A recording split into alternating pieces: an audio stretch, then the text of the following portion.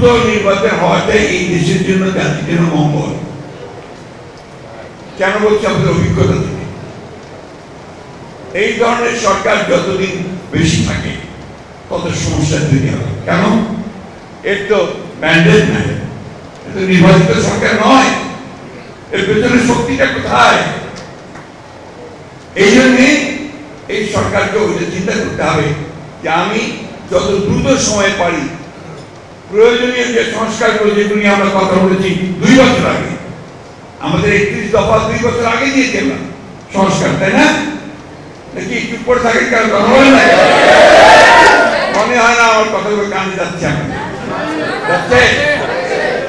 কথা বলবেন, রেসপন্ড করবেন। ধন্যবাদ, কিন্তু মাঝে মাঝে রেসপন্ড করতে হয়। এইটা আমরা 2 বছর আগে দিয়েছি। কেন? আমরা নিজেরা উপলব্ধি করেছি যে এই বিষয়গুলোর পরিবর্তন দরকার। আমরা তো আপনার প্রধানমন্ত্রীর ক্ষমতা, রাষ্ট্রপতির ক্ষমতা আপনার পার্থক্য করতে বলেছি, ভাগ করতে বলেছি। এক ব্যক্তিকে বেশি ক্ষমতা দেওয়া যাবে না। একজন ব্যক্তি 2 বারের বেশি প্রধানমন্ত্রী হতে পারবে না। আমরা বলেছি কি কথা? আমরা বলেছি পার্লামেন্ট দ্বিকক্ষ বিশিষ্ট হতে হবে, তাই না? আমরা বলেছি যে বিচার বিভাগকে সংস্কার করতে হবে, প্রশাসনকে সংস্কার করতে হবে, যারা ঘুষ খায় প্রশাসনে তাদেরকে দূর করতে হবে, যারা ঘুষ খায় রাজনীতিবিদ তাদের রাজনীতি করার সুযোগ দেওয়া যাবে না। পরিষ্কার কথা। এগুলো না করতে পারলে আমার সমাজ পরিবর্তন হবে না, রাজনীতি পরিবর্তন হবে না। যত এই অনুমতিগুলো আছে সেই অনুমতিগুলো আমাদের ঠিক হবে না।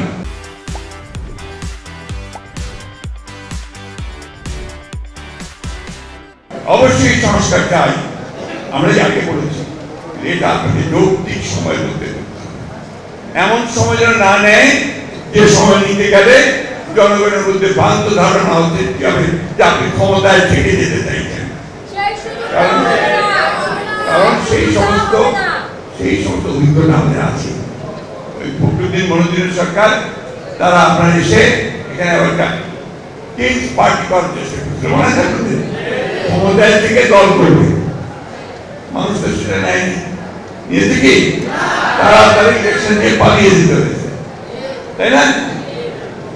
হাসিনাকে পালাতে হয়েছে। হাসিনা পালিয়ে গেছে কেন? হাসিনা পালিয়ে গেছে সে চিন্তা করতে ভুল করেছে। আমরা বারবার বলছি দেয়ালে লিখন পড়েন, মানুষের চোখের ভাষা বোঝেন। মানুষ এখন আপনাদের আর চায় না, আপনারা দেশটাকে ধ্বংস করে দেন। আমাদের কথা তারা শুনে না, শুনে উল্টো নির্বাচন ব্যবস্থা ধ্বংস করেছে, ছাত্রদের গুলি করে হত্যা করেছে, এবং শেষ পর্যন্ত পালিয়ে গেছে। আমাদের ছেলে মেয়েরা, আমার মেয়েও বলে পালাইছে, পলাইছে, হাসিনা পলাইছে, তাই না? এখন ওই জিনিসটা আমি আবার রিপিট করতে চাই যে আমরা এমন কাজ যেন না করি, কেউই না, যে কাজ আমাদের দেশে আবার অনিশ্চয়তার দিকে, অস্থিরতার দিকে নিয়ে যাবে।